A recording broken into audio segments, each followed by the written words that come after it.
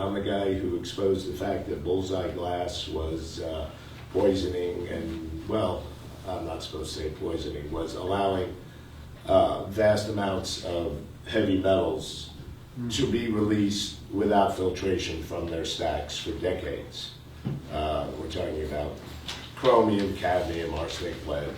I had 20 stories in the Portland Mercury that exposed that and helped change state air toxic policy, and Bullseye had to pay a $6.5 million settlement. Very short. I also, since this is a drug adjacent or not so adjacent audience, will say that one other thing is I exposed the fact that Clinton drug czar Barry McCaffrey secretly paid the television networks $24 million to insert demonizing scripts written by the White House into sitcoms and dramas back in the late 90s. This followed the passage in 96 of the first medical marijuana initiative in California, and they would, for $500,000, they'd send their script in advance to a White House consultant who would, now I'll give you one example. What was it, Seventh Heaven, family show. One of the characters was a high school senior, edited the paper, was a star athlete, straight A's, was going to college. She was found at the White House behest saying, no, we're putting this script in and you'll get an extra $500,000 of taxpayer money. She was found with a single joint in her bedroom. That night, this is the behavior that's modeled to America, she was shipped off to her FBI agent uncle from somewhere in San Diego or some gorgeous place to Buffalo, away from her school, her boyfriend, her entire life, for finding one joint in her night table. That was the behaviors being modeled. I exposed that, testified before Congress. There's the whole big McGill. Anyway, enough of my stuff. So that actually happened? That's 100% true. You can. Oh, that wasn't some script that was written in. Yeah. Wow. You can see me testifying before the U.S. Senate about it. Wow. And I broke the story in Salon, and it was corroborated in every paper in the country the next day. What did the script say? Or what? The scripts demonized marijuana. There was the example I gave you. Yeah. Another one was a guy had a traffic accident. He was high on pot. He was taken to the ER, and the doctor said, until you tell me the dealer where you got this personal use amount of marijuana, you know, half ounce, whatever it was in his car, until you tell me who the quote dealer was who supplied this, I am not doing the operation to save your leg. I mean, it's beyond Boy, wild. that ought to be a $50 million settlement for that. They stopped doing it. That's all I can say. It was done by war criminal Barry McCaffrey, who was famous for slaughtering people in Iraq and then became Clinton's drug czar. When Clinton said I didn't inhale, the ludicrous reaction to that colored his entire drug policy for his two administrations. He had to prove that he was a hard ass. Oh. Because everybody was laughing at him when he said he didn't inhale. Which, as some politician said, well, I thought inhaling was the whole point. So, like many folks, an extraordinary number of people in Portland, I was happy to call myself a friend of Barry's. I would encounter him often 3 times a week because I would go pick up my kids at the Albino Library by Fremont 15th, and that was his local library at that stage of his life. And I knew him from his attendance at the Unitarian Church. And so in any event, I was happy to call him a friend. I know how to interview people. I interviewed a whole bunch of people and wrote a memorial poem the main person who helped me out by far the most is Linda here, who's Barry's cousin, and knew him from a young age. And she was telling me, Linda and I have spoken many times. She helped guide the content of this poem of mine. But in the car ride coming up here, she said, well, you know, Barry was pretty much Barry from when he was a young kid, right? Did you say that? But, let's talk to Linda a bit, and then I'll read a portion of the poem, which is published in an arts magazine called New Mystics. It's relatively easy to find, or you can ask me whatever, but I'll read a portion of it. But you were saying you were how many years older than Barry? About 8, 9? Let's see, he was born in 1950, right? Well, don't say it, they'll know how old you are. No. I'm joking, I'm joking. Yeah. That's a And I dumb was born in joke. 1939. So 11 years. Yeah. And you were saying, I'm being silly, you were saying that he came along and was like a pet to the cousins who were older, and all of a sudden this bouncing boy was there. Tell us a bit about that. Well, he was really a cute kid. I mean, he was small, and he was very pleasant. You know, easygoing. I mean, easy to get on with. He had these lovely curls. He was the only kid, you know, in our family who had curly hair. And he'd go along and his curls would bounce. He was just cute.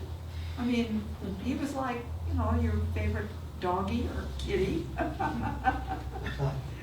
He was really cute. He didn't, he wasn't too forceful a person at that time. He was just a kid.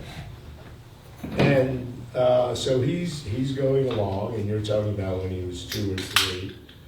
And then, given the interest of the folks in this room, let's speak a bit of Barry's adolescent and pre-adolescent episodes with epilepsy.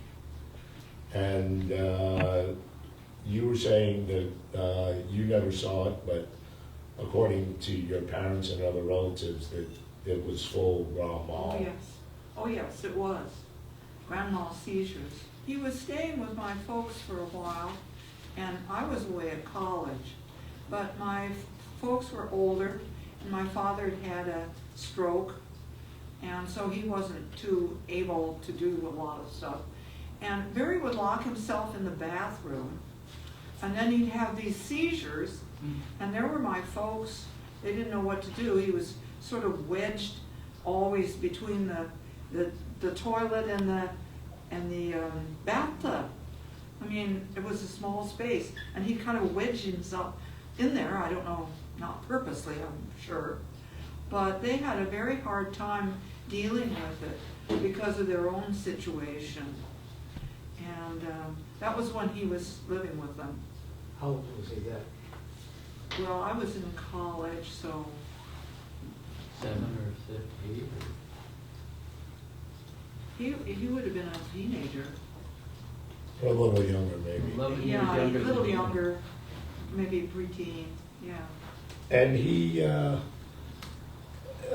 his parents, Barry was from a wealthy family on his grandfather's generation, who actually learned how to play polo with polo ponies, which to me is just the sign that you're out of control. But anyway, that's another story. And but they tried to take good care of him. They sent him up to OHSU. But what was his reaction to the medication that he got there? Well, shall I tell a little bit about Whatever you like. when he first developed epilepsy? He and another little kid were trying to see how long they could hold their breath.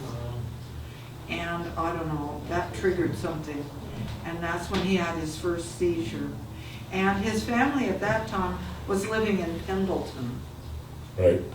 And So they took him to the doctor, and then later on they brought him to OHSU because they couldn't bring his seizures under control. So the medicine didn't really work. He told you it just kind of made him dopey? Yeah. And you, did it impact his personality as far as you know, or? Well, the medicine certainly did. It made him kind of like a zombie. And he was really, he was a smart kid. And this zombie stuff, he was going to grade school, and when he was going to grade school, the teachers would deal with him like he was retarded. And he wasn't. He was just on this ghastly medicine that made him a zombie. Huh. And ultimately, you had your life and you embarked on your pursuit of your adult life, and Yes. you saw him. I can report from my discussions with Pat Schreiber, who some may know, who runs Peace House, which is a religious-oriented sort of wayfarer station in Irvington. But Barry slept on her porch for many years, and she was perhaps the individual who knew him best in his 30s, certainly. And she said that he outgrew his epilepsy, that in his 30s, 40s, 50s, and 60s, he was seizure-free. And that was my understanding as well. But how many folks in this room knew Barry personally? Is it most of you? Okay. So he was a remarkable individual. Well, may I say please, something about the Linda, seizures? please. When he was having these seizures, he'd bash his head. He'd be injured because there was no control. And Did you witness that? pardon? Did you witness that? I didn't witness it, but myself personally, I never saw him have a seizure myself. I had to go with what the family told But me. your relatives told you. Oh yes, That yes, started when he was very young, in grade school. yes. And through middle school. yes. When did they move up to Poland? He came back to, when he must have been 18 or something. He was with his father in Pendleton as a child, and his dad had an alcohol problem and would come home and would pass out. And so Barry wasn't getting any kind of the care that he should have gotten. Booze was like poison to his father. His father didn't function when he was drinking, and he was usually passed out somewhere. I knew Barry only when he was young, and when he was a teenager. He went to high school in Pendleton. I gave him my clarinet that I played when I was in high school, and he took to it, and he learned it, and he played in the band, when they played for the rodeo, the roundup. Pendleton Roundup. The right. Pendleton Roundup, yeah. And Linda had lost touch with Barry, and it was only through the good offices of some folks from the synagogue, don't let me mangle the name, Bar Shalom, who helped Barry in his last months, which I'll read of. And he had expressed the desire for cremation, so the funeral homes legally required to get permission from a relative, and ended up getting in touch with Barry's family and then Linda. I rehearsed this and had all kinds of deep vocal intonations and characterizations. I'm sick as a dog, and you won't get any of that. I did take 2 COVID tests for 48 hours apart. They were both entirely negative. I did it correctly. But never explain, never complain. I shouldn't do that.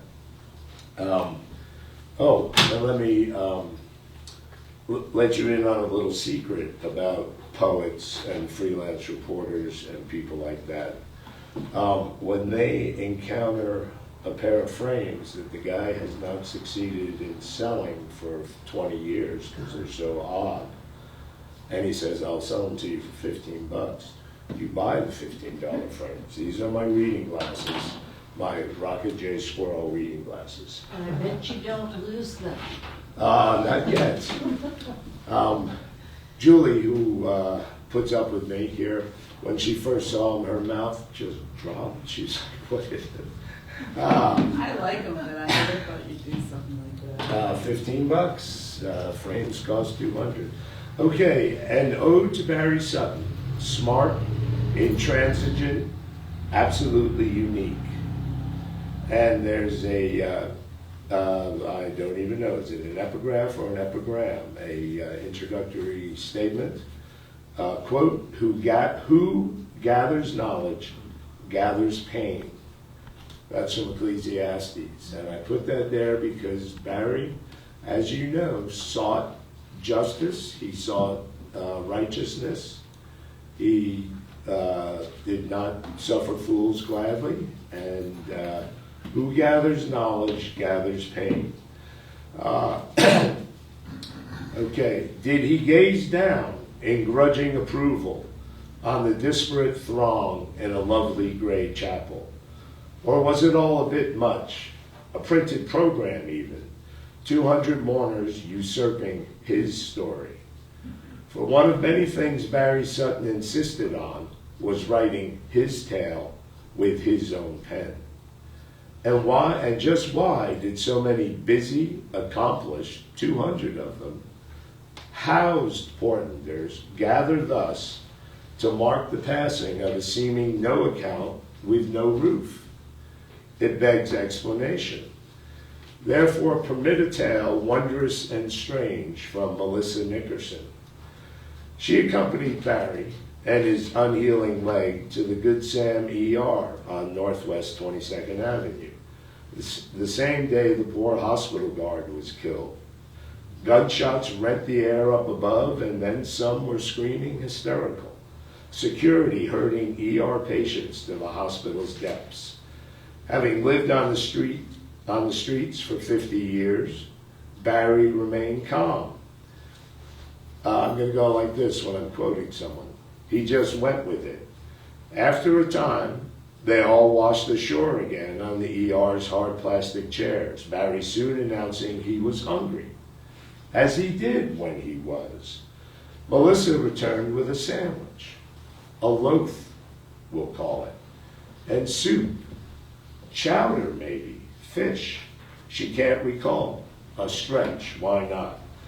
Barry a couple of bites, a few slurps, and then a halt to laser Melissa with deep brown, very intense, very expressive eyes and say, everyone here must be hungry.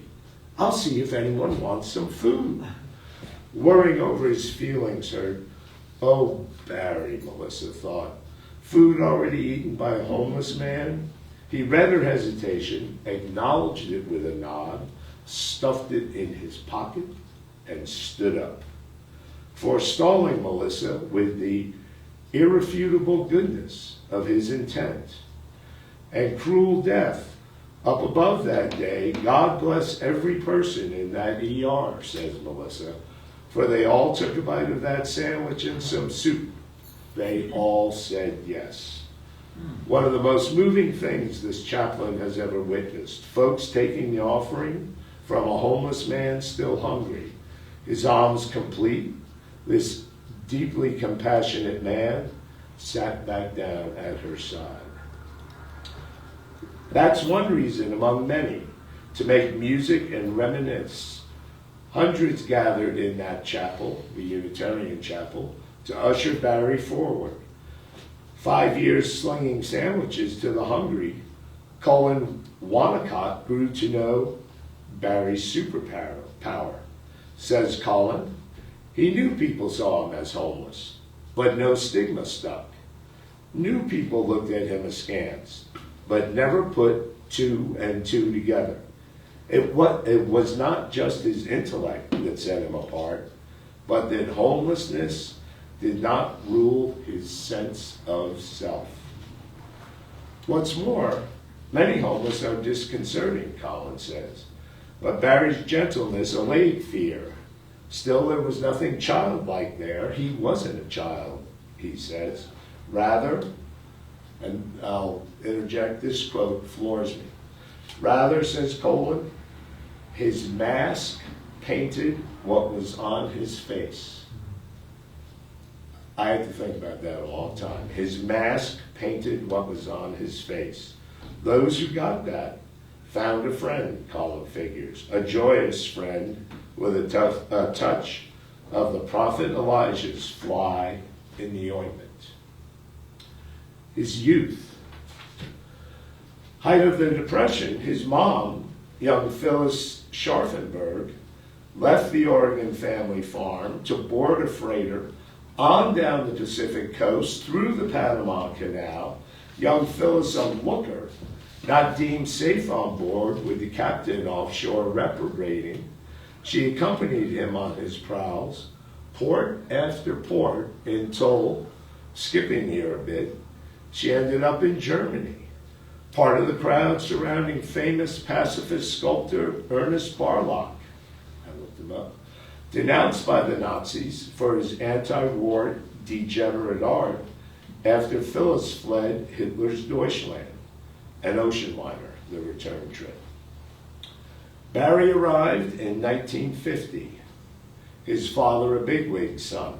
Barry born into the house Grandpa handed down, 2229 Northeast Brazee, top shelf Irvington, PDX, 4 bedrooms with a fireplace each, and a live-in cook gifted with a car, not that the grandeur lasted.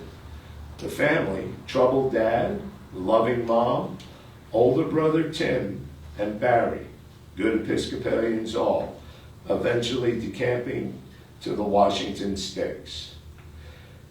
Epilepsy came for him in grade school, and despite, he told Linda, docs treating him like a guinea pig with so many pills, the meds did little but make him dopey. Epilepsy intractable.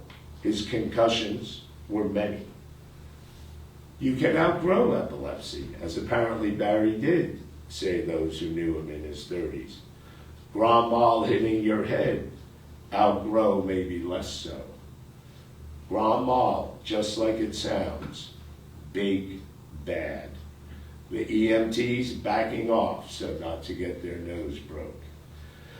Dad's drinking came long before the seizures. It got so bad, Dad once found himself living alone in a log cabin in Beaverton, back when such was still possible.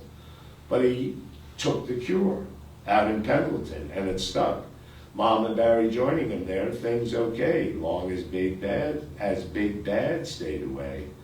Barry tootling the clarinet in the marching band at the Pendleton Roundup. But then his loving mom's cancer returned, a house afire, Barry in high school. Mom gone, the bottle reclaimed Dad, bad. Home from work each night, a straight shot to pass out in a chair. His Pendleton drinking buddies smoking in the kitchen. A kid subject to seizures, largely on his own, eventually come to the attention of the state. Relatives raise their hands to take the poor sweet boy, but their consanguinity lacking. Rules be rules, and off to the paid foster family, followed by the boot, or he left age 18, a tale Dickens might tell. Foster care and even epilepsy you can outgrow. Grand mal hitting your head, maybe less so. His dice early cast askew, one under the couch. Never a room over a store, no job pumping gas, never a girl to smile back, so it seems. Never cooking hot dogs on a hot plate, bathroom down the hall.